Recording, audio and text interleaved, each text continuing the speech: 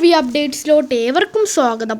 ഇന്നേ ദിവസം തിയേറ്ററിലേക്ക് എത്തിയ Malayalam family thriller drama mystery വിഭാഗത്തിൽപ്പെടുന്ന സിനിമയാണ് സൂക്ഷ്മദർശിനി. നസ്രിയ ബേസിൽ കോംബോ ആദ്യമായി ഒരുമിച്ച ചിത്രത്തിൻ്റെ ആദ്യ ഷോ പൂർത്തീകരിക്കുകയാണ്. ആദ്യ പ്രതികരണങ്ങളും പുറത്തു വന്നിട്ടുണ്ട്.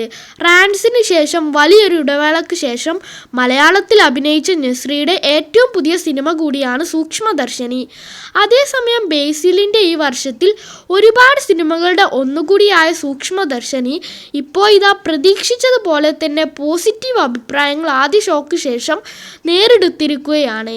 രണ്ട് അയൽക്കാരുടെ പ്രശ്നങ്ങളുമായി തിയേറ്ററിലേക്ക് എത്തിയ സൂക്ഷ്മദർശിനിയുടെ ആദ്യ പകുതി തന്നെ നേരത്തെ മികച്ച അഭിപ്രായങ്ങൾ നേടിയെടുത്തിരുന്നു.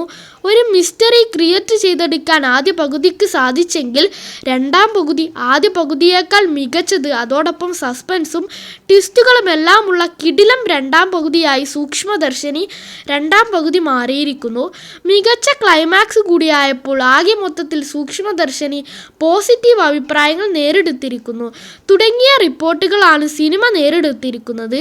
അപ്പോൾ മോളിവുഡിലെ അടുത്തൊരു വിജയ സിനിമയ്ക്കിന്ന് തുടക്കം കുറിക്കുകയാണെന്ന് നാം മനസ്സിലാക്കുന്നു. ഈ നവംബർ മാസം നിലവിൽ മറ്റൊരു സിനിമയും തിയേറ്ററുകളിൽ ക്ലൈം ഹിറ്റ് സ്റ്റാറ്റസ് നേടിയെടുത്തിട്ടില്ല.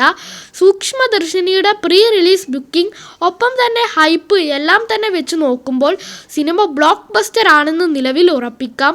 ബേസിൽ ജോസഫിനെ സംബന്ധിച്ച് ഈ വർഷം ഒരുപാട് മികച്ച അഭിപ്രായങ്ങൾ നേടിയെടുത്ത സിനിമകളിൽ ഒന്നായിട്ടാണ് ഈ സിനിമ മാറുന്നതെങ്കിൽ അതേസമയം നസ്രിക്ക് സിനിമ വലിയൊരു തിരിച്ചുവരവായി മാറിയിരിക്കുകയാണ്. അങ്ങനെ മോളിവുഡിൽ അടുത്തൊരു മികച്ച സിനിമ നിസ്സംശയം പറയാവുന്ന സിനിമ തിയേറ്ററിലേക്ക് എത്തിയിരിക്കുന്നു. കാത്തിരിക്കൂ സിനിമയുടെ മറ്റു വിവരങ്ങൾക്ക് വേണ്ടി.